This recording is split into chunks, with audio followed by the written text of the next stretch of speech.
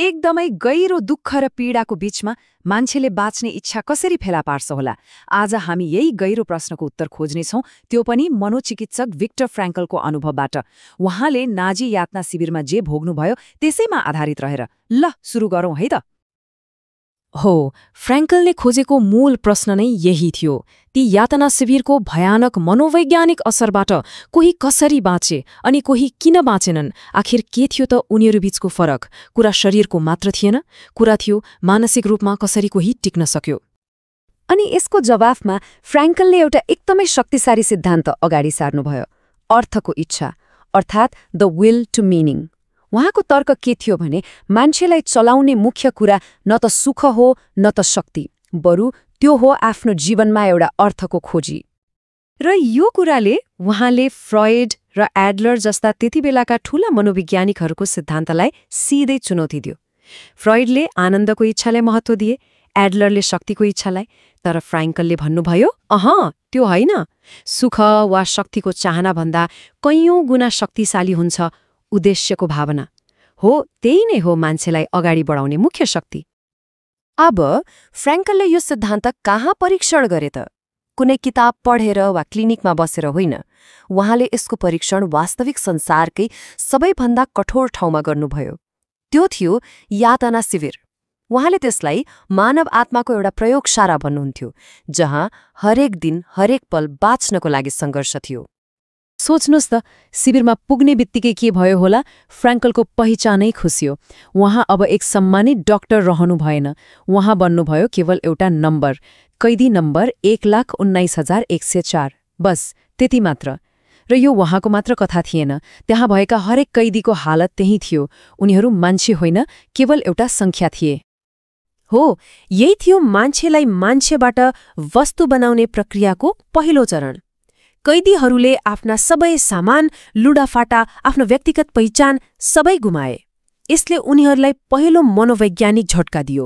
मानौ उनीहरूको विगतको पुरै जिन्दगी कसैले एकैछिनमा मेटाइदियो।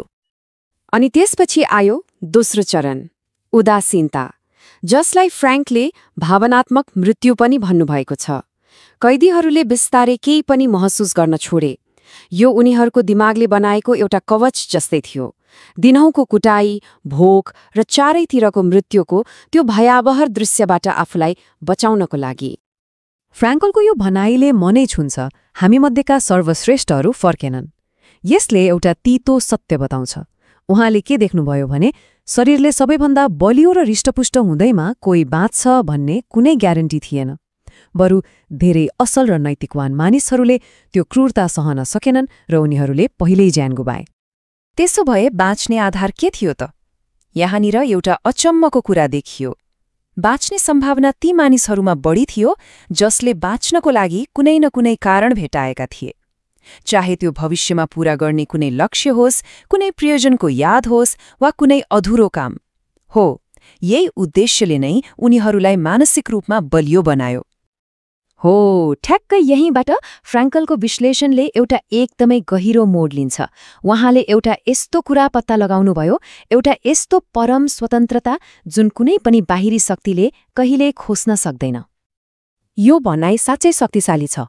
यसले के देखाउँछ भने जस्तो सुकै चरम अवस्थामा पनि जब बाहिरी रूपमा तपाईसँग केही पनि बाँकी छैन, तपाईँ पूर्ण रूपमा अरूको अधीनमा हुनुहुन्छ, त्यति बेला पनि तपाईको भित्री स्वतन्त्रता कसैले खोज्न सक्दैन।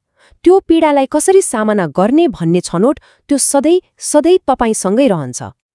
हो, यही भित्री स्वतन्त्रताले नै एउटा व्यक्तिको चरित्र र अन्ततः उसको भाग्य निर्धारण गर्छ। फ्र्याङ्कलले त्यहाँ यस्ता कैदीहरू पनि देख्नुभयो जो आफै भोकै भएर पनि आफ्नो अन्तिम रोटीको टुक्रा अरूलाई बाँड्थे, अरूलाई सान्त्वना दिन्थे। उनीहरूले यही स्वतन्त्रताको अभ्यास गरिरहेका थिए। त्यसो भए यो अर्थ कसरी खोज्ने त? यसका लागि फ्र्याङ्कलले जीवनमा अर्थ खोज्ने 3वटा एकदमै व्यावहारिक बाटोहरू देखाउनु भएको छ। पहिलो हो कामबाट, कुनै महत्त्वपूर्ण काम सृजना गरेर वा कुनै लक्ष्य पूरा गरेर। दोस्रो हो प्रेमबाट, कसैलाई गहिरो माया गरेर वा प्रकृति र कला जस्ता सुन्दर कुराहरू अनुभव गरेर। र तेस्रो अनि सबैभन्दा महत्त्वपूर्ण, दुःखबाट। जब दुःखबाट भाग्ने सकिँदैन, तब त्यसलाई साहस र सम्मानका साथ सामना गर्ने दृष्टिकोणबाट। हो, यदि जीवनमा साँच्चै कुनै अर्थ छ भने दुःखमा पनि अर्थ हुनैपर्छ। यो भनाइले के कुरामा जोड दिन्छ भने दुःख जीवनको एउटा नछुट्टिने हिस्सा हो र त्यो दुःखको बोझलाई हामीले कसरी बोक्छौं हो त्यसैमा अर्थ लुकेको हुन्छ। दुःखलाई कमजोरीको रूपमा होइन, बरु आफ्नो भित्री शक्ति देखाउने अवसरको रूपमा हेर्न सकिन्छ। ल, अब फ्राङ्कलका यी गहिरा कुराहरूलाई आजको हाम्रो जीवनसँग जोडेर हेरौं। यसबाट हामीले लिनुपर्ने अन्तिम र सबैभन्दा महत्त्वपूर्ण पार्ट के हो त? फ्राङ्कलले हामीलाई अर्थ खोज्ने तरिकामा एउटा बिल्कुलै नयाँ दृष्टिकोण दिनुहुन्छ।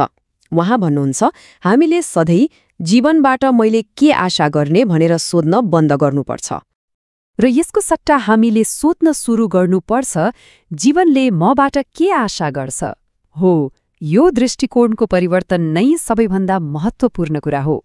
जीवनले हामीलाई प्रश्न सोधिरहेको छ र हाम्रो हरेक काम र निर्णय ती प्रश्नहरूको जवाफ हो। अन्तमा फ्राङ्कलको दर्शनले हामीलाई आफैभित्र हेर्न बाध्य बनाउँछ। जीवनले हरेक पल, हरेक व्यक्तिलाई विभिन्न कार्यहरू र चुनौतीहरू दिइरहेको हुन्छ। ती चुनौतीहरूको सही जवाफ के हो? ती कार्यहरूलाई जिम्मेवारीपूर्वक पूरा गर्नु र ती समस्याहरूको सही जवाफ दिनुमा नै जीवनको अर्थ लुकेको छ।